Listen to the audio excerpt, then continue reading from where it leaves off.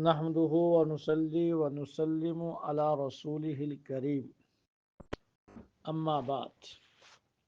فأعوذ بالله من الشيطان الرجيم بسم الله الرحمن الرحيم ما كان محمد أبا أحد من رجالكم ولكن رسول الله وخاتم النبيين وكان الله بكل شيء عليما۔ عقیدہ ختم نبوت ایسا عقیدہ ہے کہ توحید کے بعد قرآن عظیم الشان نے جیسے عقیدہ آخرت کو بیان کیا ایسے ہی عقیدہ ختم نبوت کو بھی بیان کیا۔ قرآن عظیم الشان میں متعدد آیات ہیں، ایک اندازے کے مطابق 100 کے قریب آیات ہیں جن سے یہ عقیدہ صراحتاً وضاحتاً سمجھ میں آتا ہے۔ ورنہ قرآن مجید کی مستقل ہر آیت، جیسے میں نے کل عرض کیا کہ ہر آیت کا محفوظ ہونا اور ہر حافظ قرآن کا دنیا کے اندر موجود ہونا، یہ ختم نبوت کی مستقل دلیلیں ہیں۔ مفتی شفیع صاحب رحمۃ اللہ علیہ نے ختم نبوت کامل کے نام سے ایک کتاب لکھی۔ یہ جو ہم کہتے ہیں کہ 100 آیات ہیں، یہ مفتی صاحب کی تتبع اور جستجو کے مطابق ہیں۔ انہوں نے تقریباً 99 آیات کو جمع کیا اور ہر ایک کی تفسیر کو وہاں بیان کیا اور اس سے استدلال کیا کہ اس آیت مبارکہ سے عقیدہ ختم نبوت واضح ہو رہا ہے۔ تو ان آیات قرآنی میں سب سے اہم واضح جو آیت قرآنی ہے اس سورہ احزاب کی آیت نمبر 40 جو میں نے ابھی آپ کے سامنے پڑھی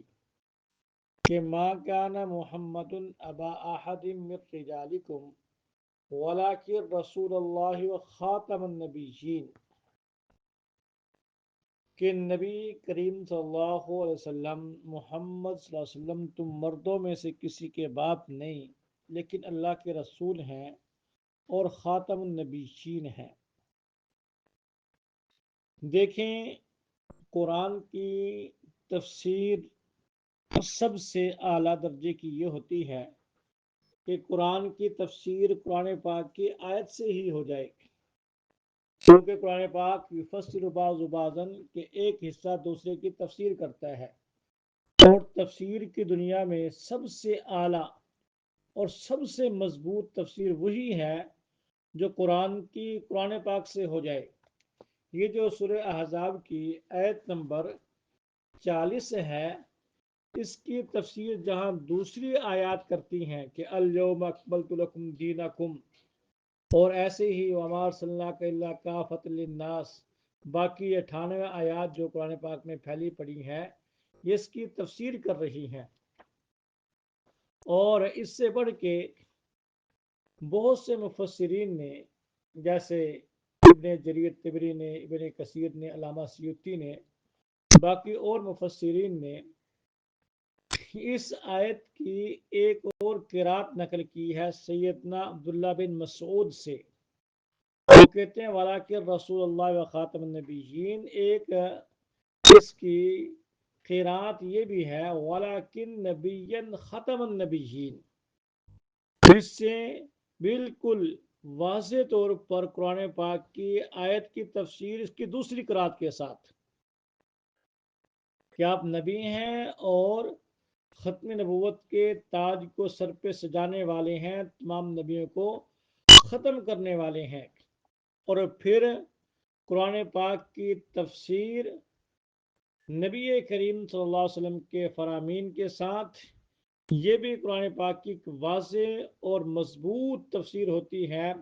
نبی کریم صلی اللہ علیہ وسلم نے مختلف احادیث میں جیسے 210 کے قریب احادیث ایسی ہیں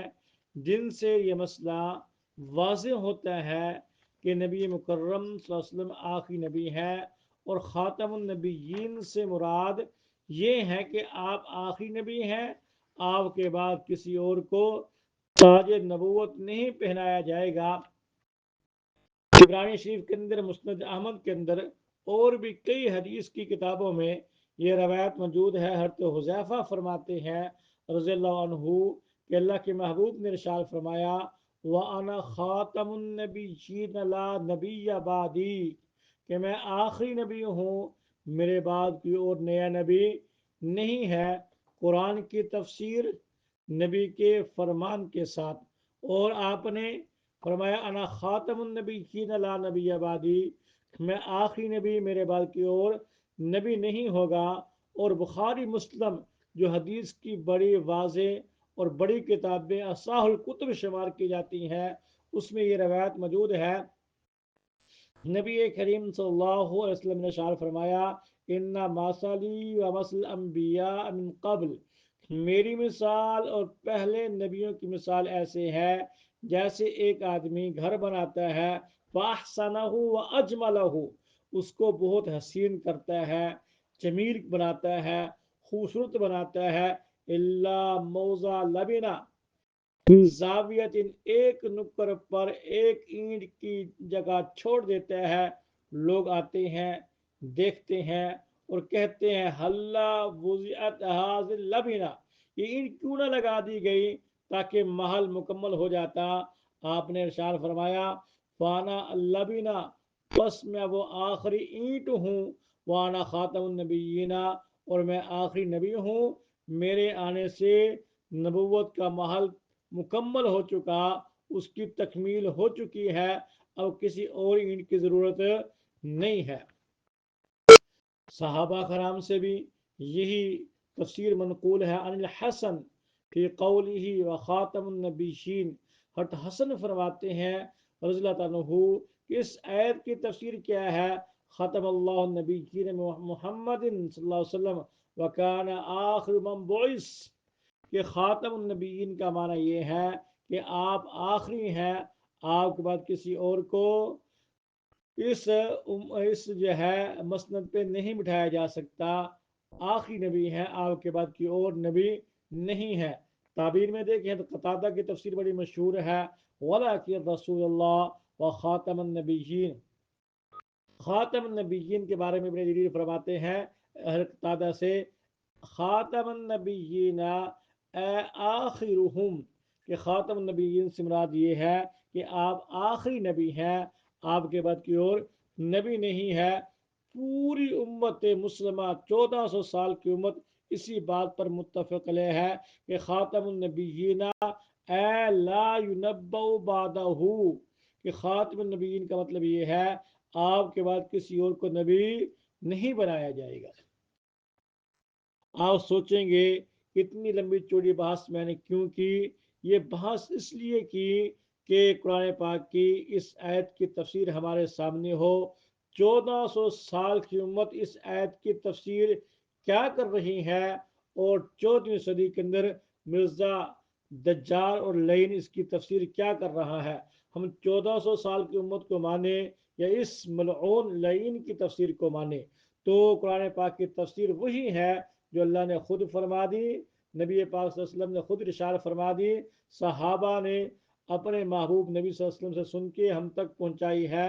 ہم اسی تفسیر کو ماننے والے ہیں۔ آپ توجہ فرمائیے، سن 1974 میں جب ان کے ساتھ ہماری بحث تھی،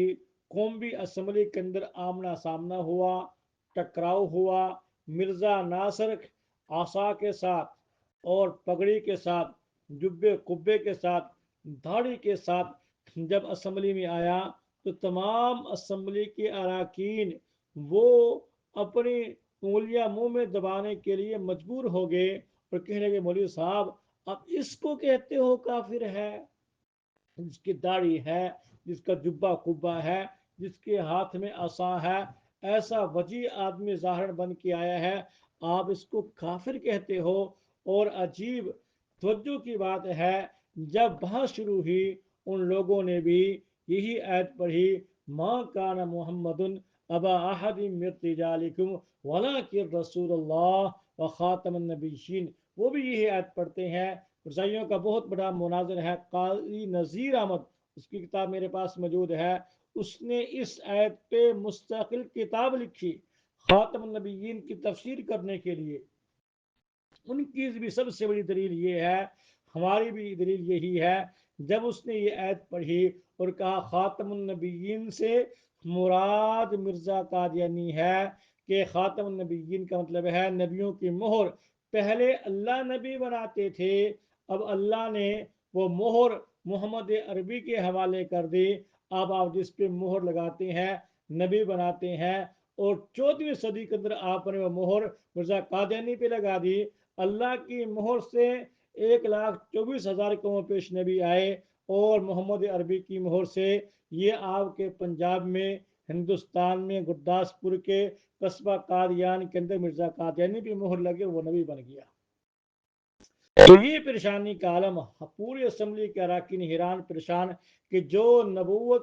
ختم نبوت پہ دلیل ہم پیش کرتے ہیں، وہ اجرائے نبوت پہ مرزا قادیانی کا حوالی پیش کر رہا ہے، مرزا ناصر پیش کر رہا ہے۔ مقابلے میں تھے مفتی محمود، اللہ کروڑ رحمتیں ان کی تربت پہ نازل فرمائے، انہوں نے ایسا جواب دیا جس جواب کو پہلے نقل کر چکا۔ فرمایا کہ وہ مرزا ناصر بتلا، میں جو تفسیر کر رہا ہوں اس پہ 1400 سال کی امت میرے ساتھ ہے، اس پہ اللہ کا قرآن میرے ساتھ ہے، اس پہ نبی کا فرمان میرے ساتھ ہے، اس پہ تابعین کی پورے اقوال میرے ساتھ ہے، ائمہ لغت میرے ساتھ ہے، 1400 سال کی امت میرے ساتھ کھڑی ہے۔ جو تفسیر تم بیان کر رہے ہو، کیا تمہارے ساتھ بھی کوئی ہے؟ جب یہ ہر مفتی محمود صاحب نے فرمایا